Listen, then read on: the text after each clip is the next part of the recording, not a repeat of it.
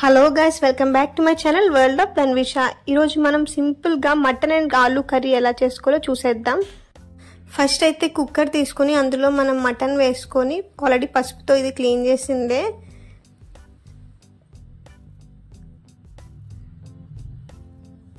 చూడండి. మటన్లో మనం ఇప్పుడు అల్లం వెల్లుల్లి పేస్ట్ 1 స్పూన్ యాడ్ చేసుకుందాం.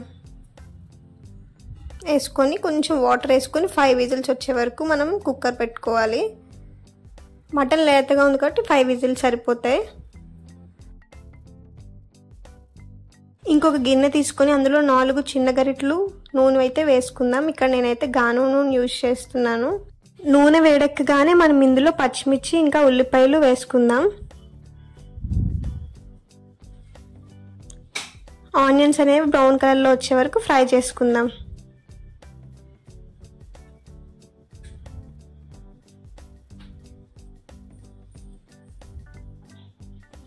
చూడండి, ఆనియన్స్ అనేవి బాగా మగ్గుతున్నాయి కదా, ఇంకొంచెం ఫ్రై అయ్యే వరకు ఉంచుతాం.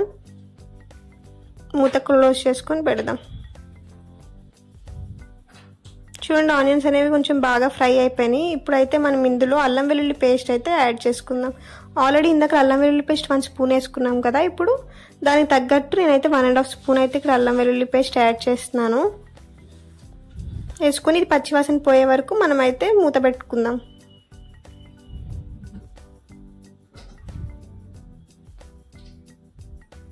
చూడండి, అల్లం వెల్లుల్లి పేస్ట్ కూడా బాగా ఫ్రై అయింది ఇందులో.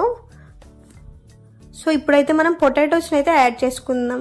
మనం 3 బంగాళదుంపలు కట్ చేసుకుని పెట్టుకున్నాం కదా, ఆ 3 బంగాళదుంపలు ఇందులో అయితే యాడ్ చేసుకుందాం. ఈ బంగాళదుంపలు కూడా బాగా మగ్గనివ్వాలి. ఈ దుంపలను అయితే మనం ఒక 3 నిమిషాలు మీడియం ఫ్లేమ్లో మగ్గనిద్దాం. చూసారా, బాగా మగ్గినాయి కదా. ఇప్పుడైతే మనం ఇందాకలా 5 విజిల్స్ పెట్టుకున్నాం కదా, ఆ మటన్ అయితే ఇప్పుడు ఇందులోకి యాడ్ చేద్దాం. చూసారా ఎలా ఉందో. సో వాటర్ అనేవి మనం పక్కన పెట్టుకుని ఓన్లీ పీసెస్ని అయితే మనం ఇందులో యాడ్ చేసుకుందాం. తర్వాత వాటర్ ఉపయోగపడతాయి.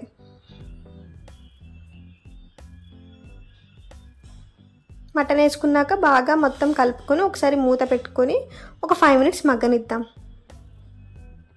చూడండి, బాగా మగ్గింది ఇప్పుడైతే కూర.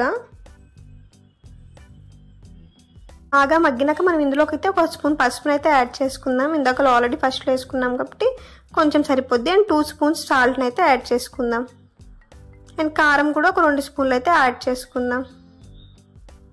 ఇప్పుడు బాగా కలుపుకొని దీన్ని అయితే ఒక 2 మినిట్స్ అయితే మగ్గనిద్దాము.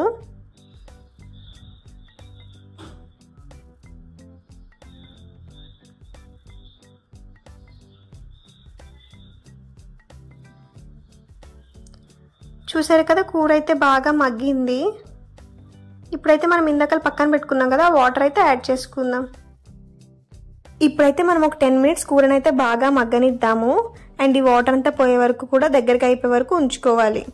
సరే, కూర అనేది బాగా ఉడుకుతుంది కదా. ఇప్పుడు మనం ఏం చేద్దామంటే ఒక 1/2 స్పూన్ జీలకర్ర అయితే యాడ్ చేసుకుందాము. అండ్ 1 స్పూన్ ధనియాల పొడి అయితే యాడ్ చేసుకుందాము. మేమైతే మా ఇంట్లో బయట మసాలాస్ అయితే ఏమి యూజ్ చేయమండి, ఓన్లీ జీలకర్ర ధనియాల పౌడరే యూజ్ చేస్తాం. అండ్ అల్లం వెల్లుల్లి పేస్ట్లో గసగసాలు ఇలా చెక్క అవన్నీ మనకు కావాల్సిన మసాలా ఐటమ్స్ని అయితే మనం పేస్ట్ చేసుకుని వేసుకుంటాం. సో 10 నిమిషాల తర్వాత చూడండి, కూర బాగా దగ్గరికి అయిపోయింది. ఇప్పుడు కొత్తిమీరని అయితే కొంచెం యాడ్ చేసుకుందాము. అండ్ 1 నిమిషం అయితే స్టవ్ మీద మనం ఉడికించేసాక కట్టేసుకోవడమే. చూడండి, దగ్గరికి అయిపోయింది. ఇప్పుడైతే మనం స్టవ్ని ఆఫ్ చేసుకుందాం. ఈ కర్రీ అయితే చాలా టేస్టీగా ఉంటుంది. మీరు కూడా ఒకసారి ఇలా ట్రై చేయండి మటన్ని. And guys, thank you for watching. Please do like, share and subscribe.